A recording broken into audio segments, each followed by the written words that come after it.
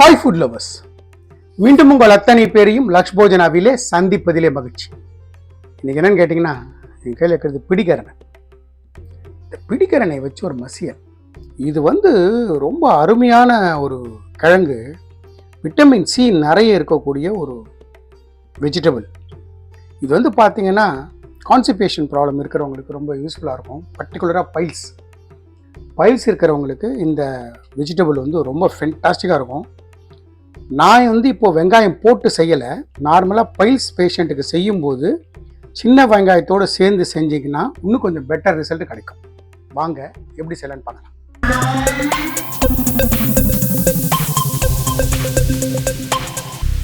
ரீசெண்டாக இப்போது ஸ்ரீரங்கம் போயிருந்தேன். அங்கே கிடச்சிது. இந்த மாதிரி நல்லா பெருசாக இருந்தது அந்த பிடிக்கரணை. அவ்வளோவா மண் இல்லை. ஸோ அந்த பிடிக்கரணையை வாங்கி நான் என்ன பண்ணிக்க, இப்போ 2 பீஸ் எடுத்துருக்கேன். மேபி இது ஒரு 100-125 கிராம் இருக்குன்னு வச்சுங்களேன். இப்போது நல்லா வேக வச்சுருக்கேன். இந்த தோலை மட்டும் எடுத்துருங்க. நல்லா குழசில் வேக வச்சுருக்கேன். தோலை எடுத்துட்டு இந்த மாதிரி ஒரு போலுக்கு மாற்றிக்கங்க. குக்கரில் நல்லா வாஷ் பண்ணிவிட்டு நல்லா ஒரு 5-6 விசில், ஏன்னா அது கொஞ்சம் வேகிறதுக்கு லேட் ஆகும். 5-6 விசில் விட்டுருங்க. இந்த பிடிக்கரங்கை பொறுத்த மட்டுக்கும் பருப்பு போட்டு செய்யலாம் மசியல், பருப்பு போடாமல் செய்யலாம், வெங்காயம் சேர்த்து செய்யலாம், வெங்காயம் சேர்க்காமல் செய்யலாம். நான் இப்போ வெங்காயம் சேர்க்க போகிறதில்ல. அதே நேரத்தில் பருப்பு சேர்த்து செய்கிறேன். நான் துவரம்பருப்பு சேர்த்து செய்கிறேன். பாசிப்பருப்பு சேர்த்து செய்கிறவங்களும் இருக்காங்க. ஸோ நிறைய வேரியேஷன்ஸ் இருக்குது. இதுதான் இப்படி தான்றது மெத்தட் கிடையாது. ஸோ நான் இப்போ பண்ண போகிற மெத்தட் ஒன்னமாங்கிற மெத்தட். இப்போது நான் இந்த கிழங்கு எல்லாத்தையும் தோலை உரித்து போலுக்கு மாற்றிருக்கேன். இதில் கொஞ்சமாக மஞ்சத்தூள், 1 டீஸ்பூன் காரப்பொடி, 1/4 டீஸ்பூன் தனியாத்தூள், வீட்டில் அரைச்ச சாம்பார் மிளகாத்தூள் வச்சுருக்கேன், அது ஒரு 1/2 ஸ்பூன். இப்போது இதை நல்லா மசிச்சு விட்ருங்க.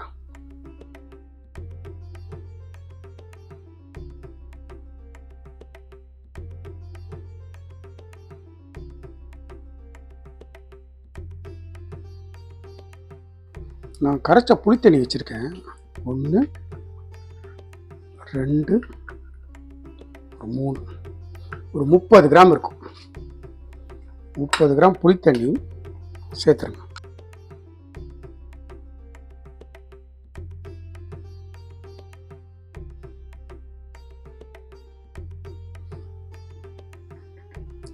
இந்த டிஷ்ஷுக்கு தேவையான உப்பு,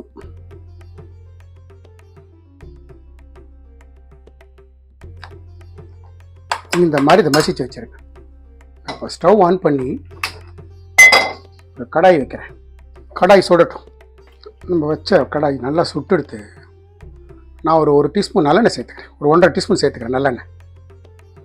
நல்லெண்ணெயிலையும் செய்யலாம், கடலெண்ணெயும் செய்யலாம். நான் நல்லெண்ணெயில் செய்கிறேன். நம்ம வச்ச கடாய் சுட்டெடுத்து இந்த ஸ்பூனில் 1 டீஸ்பூன் கடுகு கிராக் ஆகிட்டு இருக்கும்போது 1 டீஸ்பூன் உளுத்தம்பருப்பு, 1 டீஸ்பூன் கடலைப்பருப்பு, கொஞ்சமாக ஜீரகம், 1 பிஞ்ச் வெந்தயம், காஞ்ச மிளகா வச்சுருக்கேன், 4 காஞ்ச மிளகா, கூட 1 டீஸ்பூன் பெருங்காயத்தூள். நான் ஒரு 2 பச்சை மிளகாய் கீறி வச்சுருக்கேன்.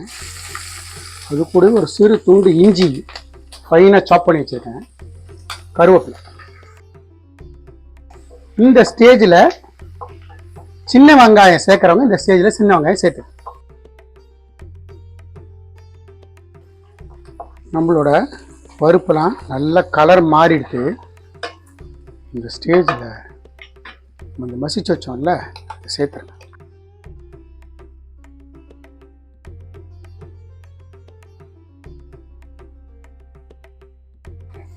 இப்போ இதே இந்த மாதிரியே ப்ரிப்பேர் பண்ணி எடுத்துக்கலாம் பருப்பு சேர்க்காம. நான் இப்போ பருப்பு சேர்க்க போகிறேன், துவரம்பருப்பு சேர்க்க போகிறேன். நான் கிட்டத்தட்ட ஒரு 25 கிராம் பருப்பு ஊற வச்சு வேக வச்சு வச்சுருக்கேன் துவரம்பருப்பு.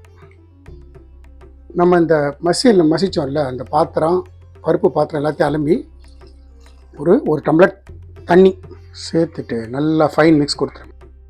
ஃப்ளேமை நான் லோ டு மீடியம் வச்சுக்கிறேன். இப்போ நமக்கு அந்த பருப்பும் அந்த கருணக்கிழங்கையும் வேக வைக்கிற டைம் தான். அது ரெண்டும் வேக வச்சிட்டோம்னா இந்த டிஷ்ஷு வந்து ரொம்ப சீக்கிரமாக முடிச்சிடலாம். இது சாதத்துக்கூடி நல்லாயிருக்கும், சைட் டிஷ்ஷாகவும் தொட்டுக்கலாம், சப்பாத்தி பூரி கூட தொட்டுக்கலாம். நான் இன்னொரு அரை டம்ளர் தண்ணி சேர்த்துக்கிறேன். இது இந்த ஸ்டேஜில் ஒரு மினிமம் 10 மினிட்ஸ் ஆனால் நல்லா கொதிக்கணும்.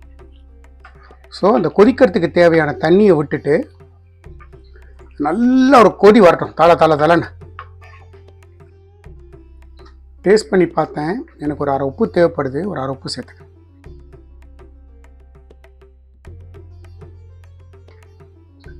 நல்ல ஒரு கொதி வரட்டும். கொதி வர வரைக்கும் வெயிட் பண்ணுவோம். மினிமம் 10 மினிட்ஸ் ஆகும். நம்மளோட மசியல் நல்ல தலைன்னு கொதிக்குது. நான் என்ன பண்ணுறேன், ஸ்டவ்வை ஆஃப் பண்ணிடுறேன். ஆஃப் பண்ணிவிட்டு ஒரு அரை டீஸ்பூன் நல்லெண்ணெய்,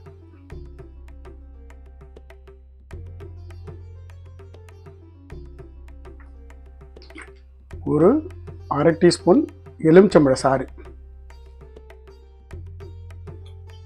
ஃபைனாக சாப் பண்ண கொத்தமல்லி போட்டுட்டு நம்மளோட பிடிக்கருணை மசியலை ரெடி பண்ணிடுவோம். ஸோ நம்மளோட பிடிக்கருணை மசியல் ஒரு பாரம்பரியமான டிஷ்ஷு. இது ஆறுனதுக்கப்புறம் இன்னும் கொஞ்சம் திக்காகிடும். நான் கொஞ்சம் லூஸாக வச்சுருக்கேன். சூட்டில் இப்படி இருக்குது. ஆறுதுன்னா இன்னும் கூட கெட்டியாகிடும். ஸோ நம்மளோட ஒரு பாரம்பரியமான பிடிக்கருணை மசியல் தயார்.